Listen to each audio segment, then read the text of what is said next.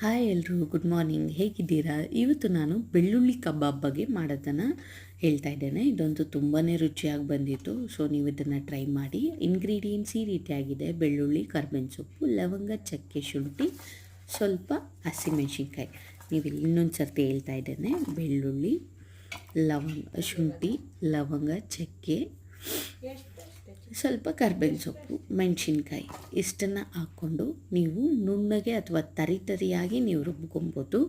So ಅದು ನೀರು ಹಾಕ್ಕೊಳ್ದಂಗೆ ಆದಷ್ಟು ರುಬ್ಬಿ, ನಂತರ ಒಂದು ಬೌಲ್ಗೆ 2 ಚಮಚ ಕಾರ್ನ್ಫ್ಲೋರು, ಮೈದಾ, ಕಡಲೆ ಹಿಟ್ಟು ಮತ್ತು ಅಕ್ಕಿ ಹಿಟ್ಟು ಎಲ್ಲ 2 ಚಮಚ ಹಾಕ್ಕೊಳ್ಳಿ. ನಂತರ ಕಸ್ತೂರಿ ಮೇಥಿ, ಸ್ವಲ್ಪ ಅರಿಶಿನ ಮತ್ತು ರುಚಿಗೆ ತಕ್ಕಷ್ಟು ಉಪ್ಪು ಇದನ್ನು ಹಾಕ್ಕೊಂಡು ನೀವು ಮಿಕ್ಸ್ ಮಾಡ್ಕೊಳ್ಳಿ. ಮಿಕ್ಸ್ ಮಾಡಿಕೊಂಡ್ರೆ ನೀವು ಅದಕ್ಕೆ ಬೇಕಾಗಿರುವಂಥ ಮತ್ತು 2 ಚಮಚ ಮೊಸರನ್ನ ಅದಕ್ಕೆ ಆ್ಯಡ್ ಮಾಡ್ಕೊಳ್ಳಿ. ನಂತರ ನಾವು ರುಬ್ಕೊಂಡು ತರಿಯಾಗಿ ರುಬ್ಕೊಂಡಂಥ ಮಿಶ್ರಣವನ್ನು ಇಲ್ಲಿ ಮಿಕ್ಸ್ ಮಾಡಿದ ನಂತರ ನಾನಿಲ್ಲಿ ಕಬಾಬ್ಗೆ ಅಂತಲೇ ಸಣ್ಣಗೆ ಕಟ್ ಮಾಡಿಸಿದಂಥ ಚಿಕನ್ನ ಹಾಕಿ ಆ್ಯಡ್ ಮಾಡಿ ಸುಮಾರು 1 ರಿಂದ 1.5 ಗಂಟೆ ಕಾಲ ಅಥವಾ 30 ರಿಂದ 40 ನಿಮಿಷ ಅಂತೂ ಮ್ಯಾಂಡೇಟ್ರಿ ಮಿಕ್ಸ್ ಮಾಡಿ ಅದನ್ನು ಮ್ಯಾರಿನೇಟಿಗೆ ಇಡಬೇಕಾಗತ್ತೆ. ಸೊ ಯಾವಾಗಲೂ 1 ಗಂಟೆ ಅಷ್ಟು ಇಟ್ಟರೆ ಅದು ರುಚಿ ಜಾಸ್ತಿ.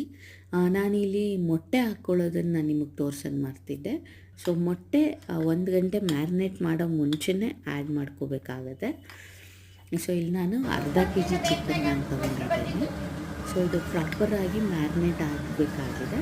ಸೊ ಆಮೇಲೆ ಇದನ್ನು ಈಗ ನೋಡಿ ಮ್ಯಾರಿನೇಟ್ ಆಗಿರೋವಂಥದ್ದು ಈ ರೀತಿ ಆಗ್ತಾಯಿದೆ. ಈಗ ಕಾಯ್ದಿರೋಂಥ ಎಣ್ಣೆಗೆ ನಾನು ಅದನ್ನು ಬಿಡ್ತಾ ಇದ್ದೇನೆ.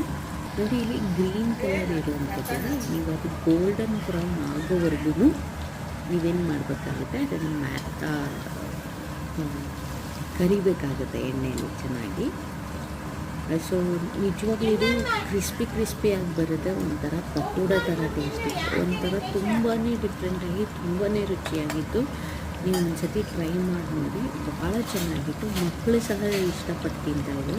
ನೀವು ಇಲ್ಲಿ ನೋಡ್ಬೋದು, ಇಲ್ಲಿ ಕಲರ್ ಚೇಂಜ್ ಆಗ್ತಾ ಇರೋದು ಗ್ರೀನಿಂದ ಗೋಲ್ಡನ್ ಬ್ರೌನಿಗೆ. ಈಗ ನೀವು ಅದನ್ನು ಕರೆದಿರೋವಂಥದ್ದನ್ನು ನೀವು ಇಲ್ಲಿ ಹಾಕಿದ್ರೂ ಸಹ ಇದು ಒಂಥರ ಭಾಳ ಕ್ರಿಸ್ಪಿಯಾಗಿರುತ್ತೆ. ಸೊ ಕ್ರಿಸ್ಪಿ ಆದಂಥ ಬೆಳ್ಳುಳ್ಳಿ ಕಬಾಬ್.